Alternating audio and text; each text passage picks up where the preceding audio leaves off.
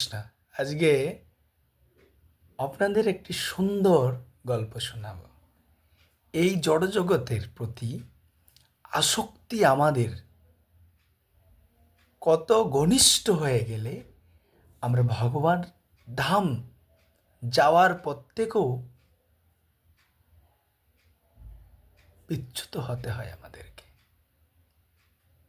এক গ্রামে এক ব্রাহ্মণ বাস করতেন। তার নাম হচ্ছে সুরনাথ। তার স্ত্রী রয়েছে, শাশুড় মা রয়েছে। এ ব্রাহ্মণ অত্যন্ত সত্যনিষ্ঠবান এবং কৃষ্ণ ভক্তিপরায়ণ বৈষ্ণব। সে কখনো কারো নিন্দা করতেন না, কখনো কারো দোষ দর্শন করতেন না।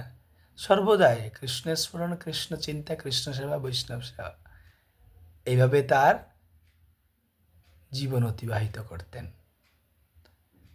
তিনার যে সুকৃতি, ভগবত ভক্তির প্রভাবে তিনি বৈকুণ্ঠ ধাম যাওয়ার জন্য যোগ্যতা অর্জন করেছিল।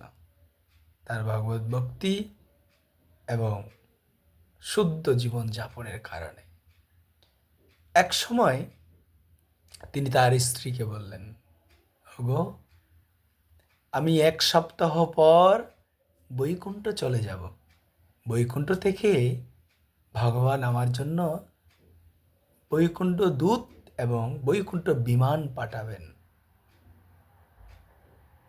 এই কথা যখনই তার স্ত্রী শুনল, একটু মনঃক্ষুণ্ণ হলো আর বলল, হে পতিদেব, তুমি কি আমাকে নিয়ে যাবে না তোমার সাথে? তখন সুরনাথ বলল, সহধর্মিণী, দেখো, ভগবানের সেই বৈকুণ্ঠ ধামে যাওয়ার জন্য একটি যোগ্যতার খুবই গুরুত্বপূর্ণ। সেটি হচ্ছে মাৎসর্য শূন্য হতে হবে। জড়জগতের কোনো কিছুর প্রতি আসক্তি রাখা যাবে না।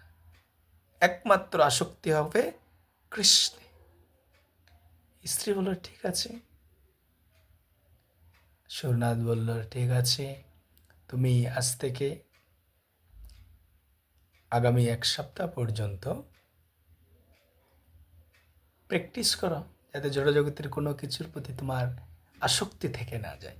আর যদি আসক্তি থেকে যায়, তাহলে তোমাকে এই জগতে আবার পতিত হতে হবে। বলছে, ঠিক আছে।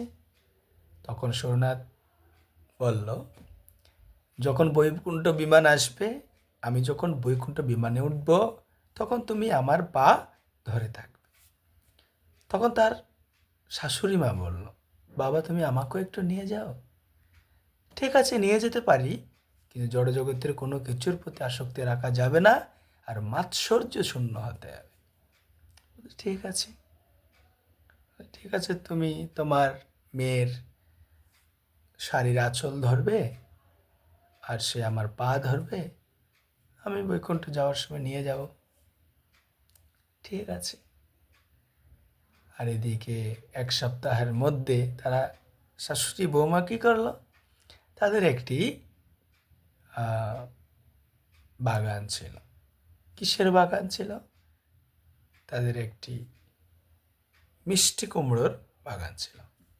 তারা দেখতে গেল, অনেক সুন্দর মিষ্টি কুমড়ো হয়েছে, ছোট বড় সাইজ হয়েছে।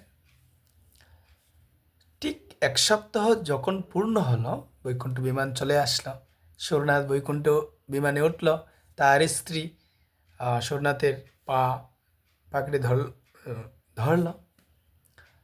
তার শাশুড়ি মা তার বৌমার আঁচল, শাড়ির আঁচল ধরে বৈকুণ্ঠ বিমানের দিকে এগিয়ে চলল। অর্ধেক কিছু যেতে যেতে যেতে যেতে শাশুড়ি মা বলল, আচ্ছা বৌমা, আমাদের যে মিষ্টি কুমড়োর যে ক্ষেত ছিল, সেখানে মিষ্টি কুমড়া কতগুলো ছিল আর কীরকম সাইজ ছিল, মনে আছে তোমার? আমরা তো চলে যাচ্ছি, কে দেখবে সেটা? তো এইভাবে বলতে বলতে একসময় বৌমা বলল, মিষ্টি কুমড়ার সাইজটা ঠিক এইরকম ছিল। আর যখনই এইভাবে দেখাতে গেল, তার স্বামীর পা ছেড়ে দিল। তখন এই জড়জগতে আবার পতিত হল। তাই দেখুন, আসক্তি কত ভয়ঙ্কর। বৈকুণ্ঠ ধামে যাওয়ার জন্য প্রস্তুতি নিয়ে বৈকুণ্ঠ ধামের দিকে রওনা দিয়েছে, সেখান থেকে ফিরে আসতে হয়েছে কী জন্য? আসক্তির কারণে। তাই আমাদের আসক্তি হোক সকলের কৃষ্ণে আসক্তি, কৃষ্ণ সেবার প্রতি আসক্তি, গুরুদেবের আজ্ঞা পালনের প্রতি আসক্তি, প্রভুপাদের সেবার প্রতি আসক্তি, গ্রন্থ অধ্যয়নের প্রতি আসক্তি, গ্রন্থ ডিস্ট্রিবিউশন করার প্রতি আসক্তি। তাহলে আমরা ভগবানের কাছে যেতে পারব। আর একটি জিনিস আমাদের অবশ্যই মনে রাখতে হবে, মাৎসর্য শূন্য থাকতে হবে। তাহলে কৃষ্ণ আমাদেরকে খুবই নিজের বলে গ্রহণ করে নিজের ধামে ফিরিয়ে নিয়ে যাবে। হরে কৃষ্ণ।